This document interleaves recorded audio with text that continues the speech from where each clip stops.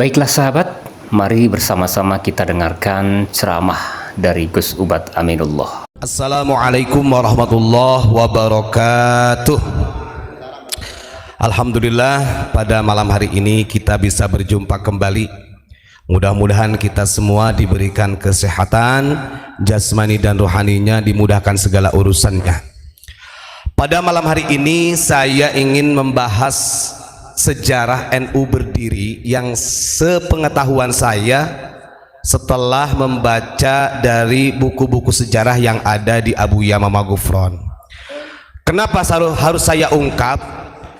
Karena sekarang ini lagi digemparkan dengan salah satu buku karya dari Habib Muhdar Assegaf, salah satu muridnya Habib Lutfi. Dia menulis buku yang namanya Cahaya dari Nusantara, ingat ya, dan itu dijual beli bebas di Sofi, ada banyak. Namanya bukunya itu adalah Cahaya dari Nusantara. Nah, Muhdar Assegaf ini karena dia adalah muridnya dari Habib Lutfi, dia menulis sejarah-sejarah NU dan peranan-peranan Habib terhadap berdirinya NU yang diambil dari makalah atau perkataannya Habib Lutfi.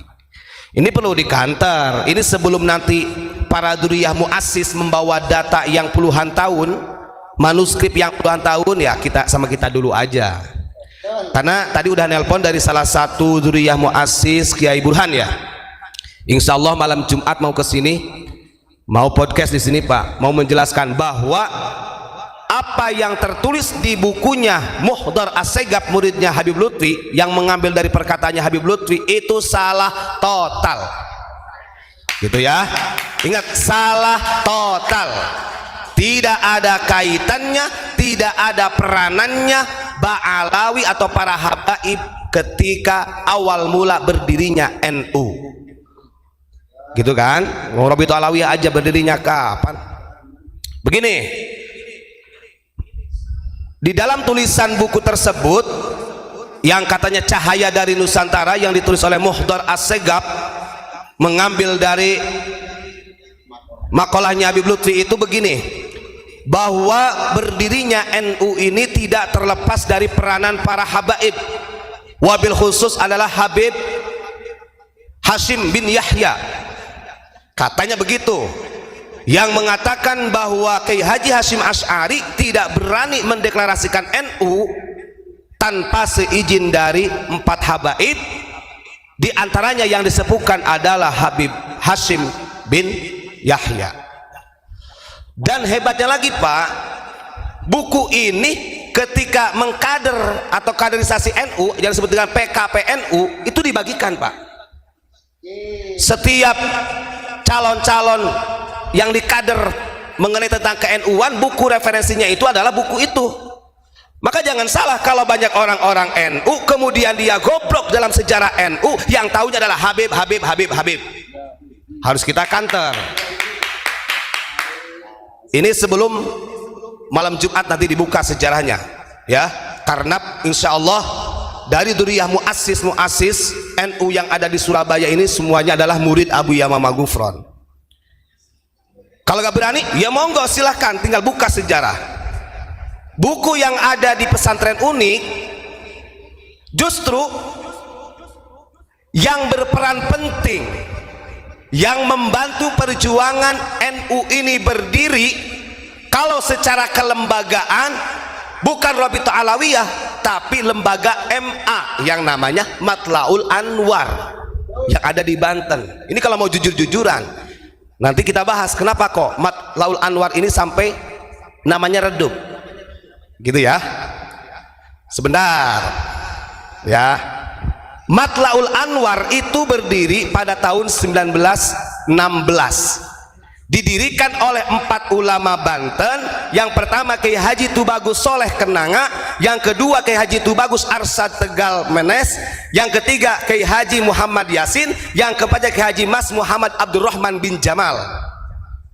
Ingat, 4 ulama ini sebagai pendiri lembaga Matlaul Anwar ini sama-sama berguru kepada Syekh Nawawi dan berbarengan dengan Kiai Haji Hashim Asy'ari. Makanya ada sebagian orang yang mengatakan bahwa MA ini akidahnya belum, karena NU belum berdiri Pak. Artinya sebagian pengurusnya ada yang dari Muhammadiyah, memang betul, karena waktu itu organisasi Islam Muhammadiyah lebih duluan, kan begitu. 1912. Nah, ketika NU ini mau dideklarasikan atau cikal bakalnya NU ini berdiri setelah embrio-embrio ini sudah dimunculkan, nih ada catatan. Periode pertama ya, tadi berdirinya Matlaul Anwar tahun 1916 di Menes, Banten oleh 4 ulama tadi. Periode kedua, peranan daripada Matlaul Anwar apa? Nah, pasca sebelum NU didirikan pada tahun 1926, tanggal 30 Januari sebelumnya, berarti bisa 1 tahun atau 2 tahun sebelumnya, Syekh Nawawi, nih bukan Habib, dengerin, makanya kalau orang mau tahu tergantung Habib Hashim bin Yahya, pret, bohong, itu pembelokan sejarah. Ini lebih tua catatan ini. Syekh Nawawi Banten memerintahkan kepada Syekhona Khalil untuk mengumpulkan semua alumni Hijaz dari santri-santri Syekh Nawawi yang pernah ngaji di Makkatul Mukarramah untuk berunding, bermusyawarah untuk keberlangsungannya ajaran akidah Ahlussunnah wal Jamaah. Akhirnya atas restu ya, atas restu daripada Syekh Nawawi Banten, Syekhona Khalil akhirnya mendapatkan mandat langsung dan mengumpulkanlah seluruh alumni Hijaz yang pada waktu itu memerintahkan kepada Mbah Hasyim Asy'ari. Tetap ini sebelum NU berdiri juga udah ada apa namanya keterlibatan. Jadi Syekhona Khalil karena disuruh oleh Syekh Nawawi, akhirnya beliau menyuruh kepada Mbah Hasyim Asy'ari karena paling muda Pak, coba kumpulkan semua santri Syekh Nawawi, dan itu di Surabaya Pak. Makanya dulu pernah salah satu duriahnya dari Muas itu, loh Syekh Nawawi itu sering ke Surabaya zaman dulu, ya pantas Pak, masuk akal gitu kan. Akhirnya setelah semuanya alumni Hijaz itu dikoneksikan, dihubungi, maka kumpul pertama di Menes di Matlaul Anwar.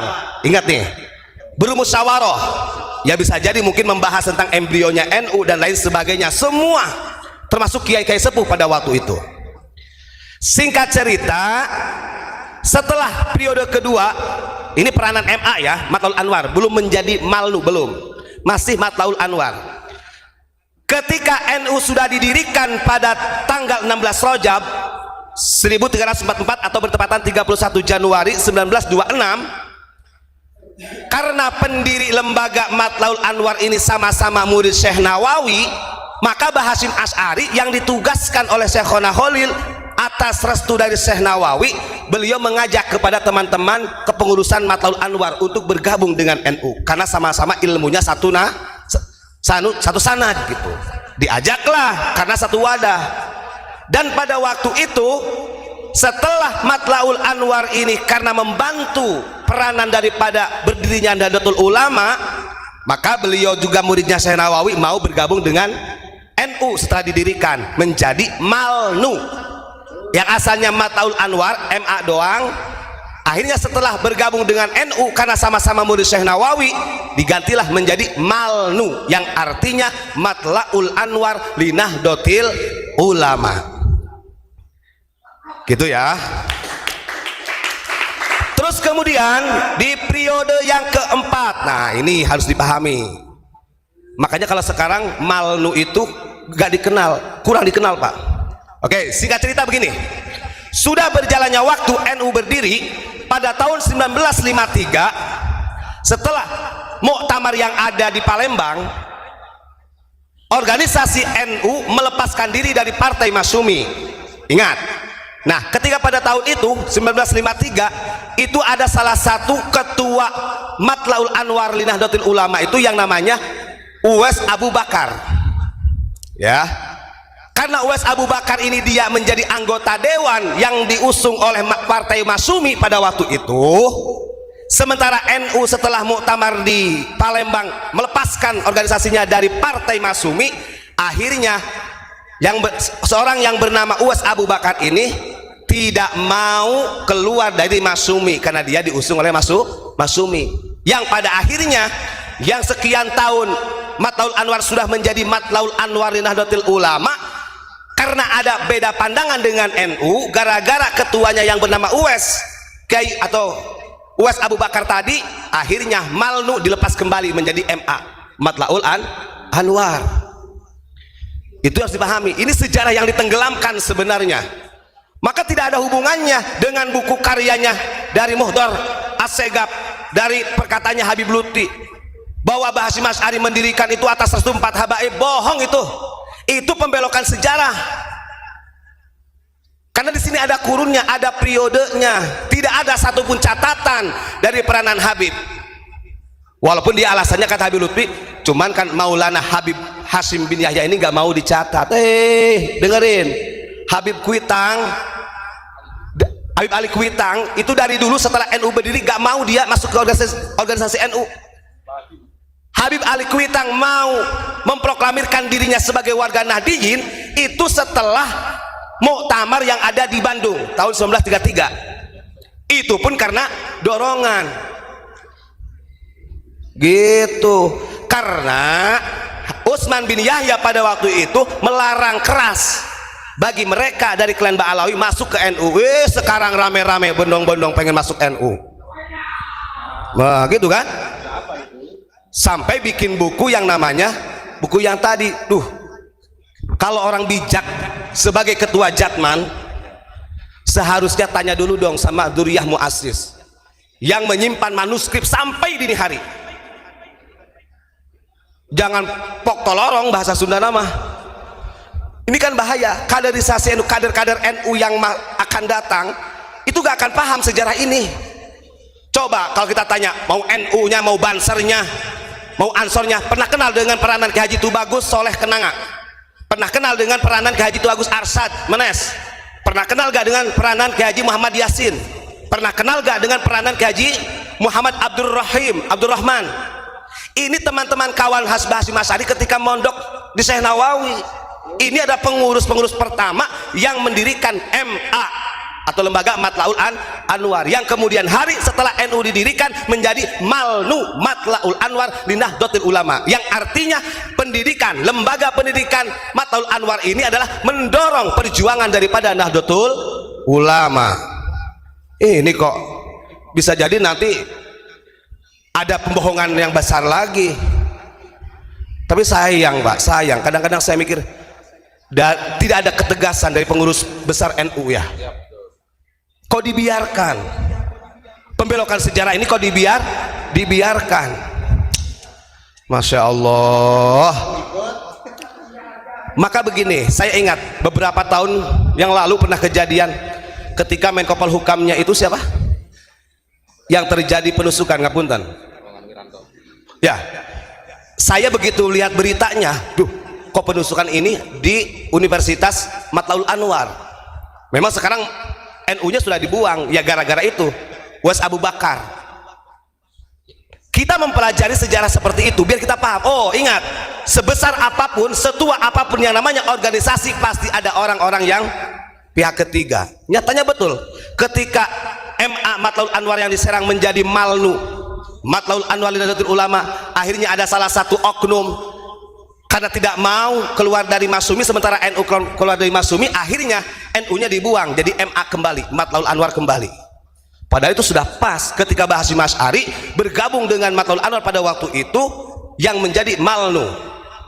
Kan terjadi itu penusukan pada waktu itu, dan itu ada di tempatnya setelah beliau mengisi di Matlaul Anwar. Serius itu, saya langsung ingat, iya ini sejarah besar ini, Menes ini. Sejarah yang hampir dilupakan. Banten, Menes Banten. Terus orang Banten gitu kan, ketika kita Masya Allah itu kita punya founding father yang luar biasa nih ulamanya, masih ada kok yang bela-bela Ba'alawi terus. Artinya kalau kita lihat peranan ulama-ulama kita, dan ngapunten, walaupun di tahun 1953 setelah muktamar di Palembang NU keluar dari Masyumi, kemudian dari Matlaul Anwar li Nahdlatul Ulama, karena tidak sepaham, ketuanya saja sebenarnya yang tidak paham itu, Uwais Abu Bakar itu, akhirnya Malnu ini tetap kembali lagi menjadi MA. Tapi ingat, pengurus-pengurus dan yang lain dan kiai-kiai sepuh yang ada di Banten tetap membantu NU pada waktu itu. Artinya Malnu ini masih berfungsi secara maknawinya, begitulah pergerakannya. Maka heran di tahun-tahun ini, karena saya lihat buku itu dikeluarkan pada tahun 2022, pas corona atau mungkin sebelum corona, ada sejarah mengatakan pendiri NU ini tidak berani mendirikan kecuali ada restu dari 4 Habib. Itu pun sampai secara luas disebarkan. Ini harus bertanggung jawab. Lihat aja nanti ya, manuskrip yang dibawa oleh muassis Duriyah muassis NU yang dari Surabaya, karena kami sudah mengontek sama beliau-beliau, bagaimana pendapat jenengan nih.